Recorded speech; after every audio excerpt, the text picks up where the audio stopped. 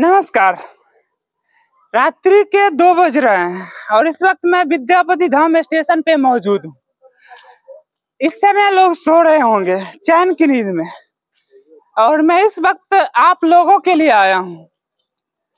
जिस मैं परिस्थिति में हूँ उस परिस्थिति में चाह के भी कोई नहीं आता। मेरे जगह पे मैं सच बोल रहा हूँ, कोई भी नहीं आता, लेकिन मैं आप लोगों के लिए आया हूँ।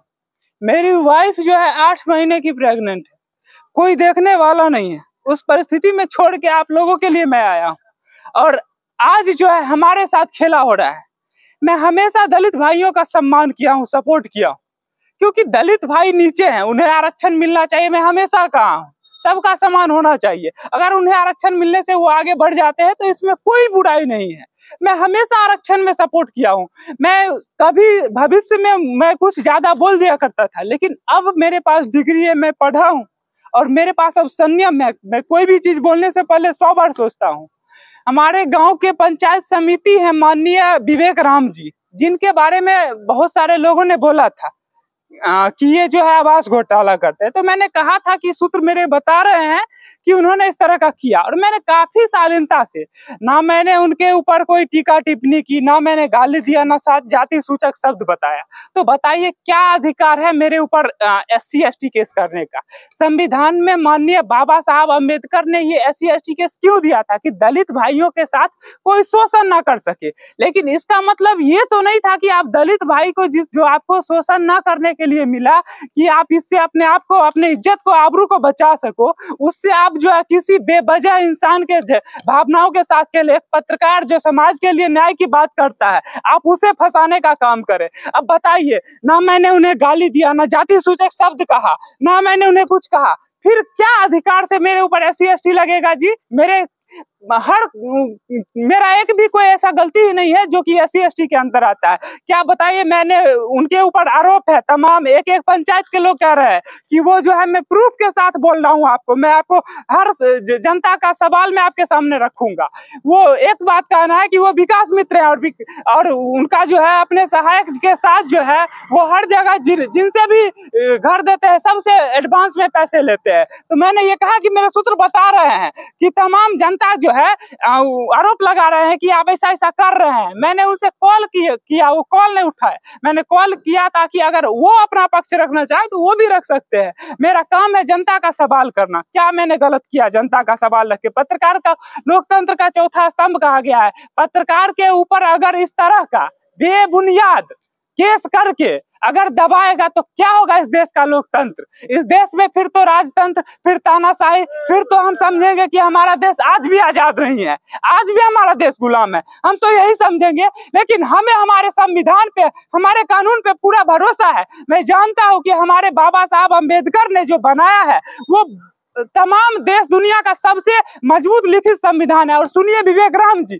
2005 का राइट टू इंफॉर्मेशन के तहत मेरा हक है कि मैं आपसे सवाल कर सकता हूं। और रही दूसरी बात, आप अगर गलत सही भी रहेंगे तो एक जनता आपके साथ हर वो सुलूक कर सकता है, आपके ऊपर टीका टिप्पणी भी कर सकता है, क्योंकि आप प्रतिनिधि है, आपका अधिकार है जवाब देना। लेकिन मैं पत्रकार होकर आपसे शालीनता से बात किया, शालीनता से पूछा।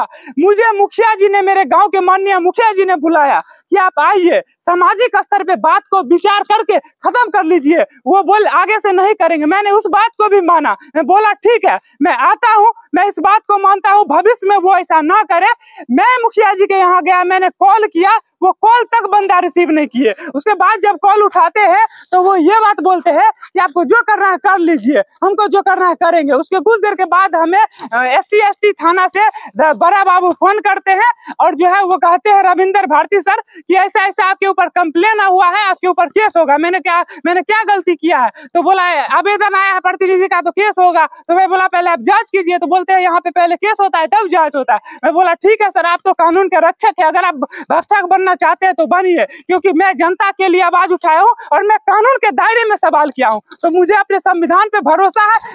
मैंने माननीय हाईकोर्ट के बहुत सारे वकील से सलाह ली, उन्होंने कहा आपको डरने की जरूरत नहीं है, क्योंकि आपने जनता के लिए सवाल किया है। बिना एक माँ बाप का बच्चा का सोचिए क्या स्थिति होगा, जिसका न माँ बाप हो न बाप हो, वो अपने हक के लिए नहीं लड़ सकता है, वो कटोरा लेके भीख मांगता है। और एक ये ऋतुराज जो कि आपके हक के लिए, आपके आवाज के लिए हमेशा लड़ता रहा। आज हमारी पत्नी समझिए कि 8 महीने की प्रेग्नेंट है, उसे कोई देखने वाला नहीं है। उस परिस्थिति में भगवान के ऊपर छोड़ के आपके लिए आया हूँ। और आज बताइए कि एक जो है तानाशाह कर रहा है, एक दलित आदमी जो है उस चीज का दुरुपयोग कर रहा है। SC/ST उनके रक्षा के लिए दिया गया, उनके सम्मान के लिए दिया। मैं तमाम दलित भाइयों से हाथ जोड़ के प्रार्थना करता हूं कि आप बताइए, क्या एक पत्रकार के साथ आपको जो अधिकार मिला है आपके सम्मान के लिए, रक्षा के लिए, क्या वो मिसयूज करना कहां तक सही है? क्या आपके साथ जो ये कर रहे हैं शोषण, क्या अगर आज आप चुप रहेंगे तो क्या आपके साथ कल शोषण नहीं होगा?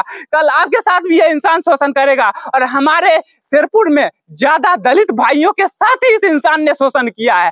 फॉरवर्ड में जो ज्यादातर लोग पढ़े लिखे समझदार होते हैं, उसके सामने तो इसकी नहीं चलेगी, शायद ही कोई लोगों को कर ज्यादा इससे हमारे दलित भाई ही हमारे क्षेत्र के परेशान है। और SC/ST एक्ट सम्मान के लिए दलितों का बना है, मैं उसका सम्मान करता हूं, लेकिन अगर इस तरह का उसका दुरुपयोग होगा तो मैं चुप नहीं बैठूंगा। चाहे मुझे केस लड़ना पड़े मैं लड़ूंगा, क्योंकि इस बार मैं सही हूं। मैंने उन्हें बड़े सम्मान से भैया करके बोला और बदले में उन्होंने क्या दिया बताइए? मैं समाज के लोगों का सम्मान किया। मैं पटना से आया और वो गांव में रह के मुखिया जी के यहाँ नहीं पहुंच सके, उन्होंने मुखिया जी के बात को भी इग्नोर कर दिया। आप मुखिया जी से जाके पूछिए, वहां पे बहुत सारे लोग बैठे हुए थे। उस समय SC/ST थाना का फोन आया, सामने में थे। बताइए, मुखिया जी का भी सर झुक गया, बोले कि बताओ बेटा तुम हमारी बात पे वहां से आ गए। माननीय पूर्व सरपंच बउआ झा जी इन्होंने कहा कि आप आइए सामाजिक तरीके पे बैठ के खत्म करिए, आगे से नहीं करेगा। मैं आया, उनसे भी पूछा आप बताइए क्या करूं, उनका भी सर झुक गया कि वो इंसान किसी का नहीं है। तो क्या तमाम हमारे पंचायत के जो दर्शक है, हमारे भगवान स्वरूप जनता जनार्दन है, क्या कल आपके साथ ये गलत नहीं कर सकता है? क्या आप आज आपके गांव का इकलौता पत्रकार जो हमेशा आपके लिए लड़ता है, क्या अगर आप हमें छोड़ देंगे, क्या लगता है कल आपके साथ नहीं करेगा? कल को कौन आपके साथ लड़ेगा? कोई नहीं लड़ेगा। इसलिए मैं हाथ जोड़ के प्रार्थना करता हूं, अगर कोई आपके लिए लड़ रहा है, आपके लिए आवाज उठा रहा है, तो उसका साथ दीजिए, ताकि इस तरह के दरिंदे दोबारा आपके साथ ऐसा करने का कोशिश ना करे। अब बताइए, अगर मेरे इस आवाज के कारण हर आदमी का 20,000 रुपया बच रहा है, तो इसमें क्या मेरा फायदा है? मेरा क्या बिगड़ने वाला है? मेरे तो घर से क्षति हो रहा है। मैं तो रात को जग के यहाँ पे बैठा हुआ हूँ। बताइए, मैं घर पे जाके सो सकता था, लेकिन मैं जगा हुआ सुबह का इंतजार कर रहा हूँ। मेरे अंदर आग की तरह धधकता हुआ विष भरा हुआ, क्योंकि मेरे साथ अन्याय हो रहा है। बताइए, इतना कोई भी खड़ा रहेगा? जिस तरह से मैं जिस परिस्थिति में हूँ, उस परिस्थिति में मैं आपके लिए आवाज उठा रहा हूँ। तो मुझे आप पर, मेरे अपने संविधान पर, हमें अपने पुलिस पर, हमें अपने कोर्ट पर, जज पर, सब पर भरोसा है, हमारी सरकार पर भरोसा है कि मेरे साथ न्याय होगा, क्योंकि मैं कोई कानून को नहीं तोड़ा हूँ। बाकी आप लोग क्या सोचते हैं कमेंट बॉक्स में बताएं। जय हिंद।